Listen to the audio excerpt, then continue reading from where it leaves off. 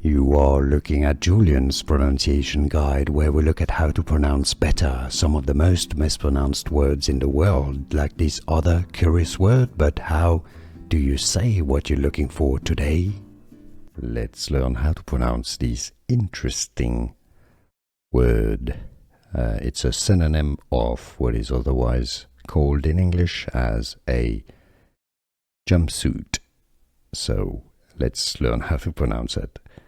English pronunciation, onesie, right? So it's not, it looks like it should be said onesie or onesie.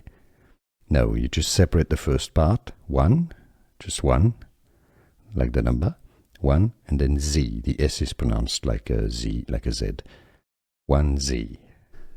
Here are more videos on how to pronounce more confusing words and names too many mispronounced. Like this video if you found it useful. I appreciate your support. I'll see you soon and thanks for watching.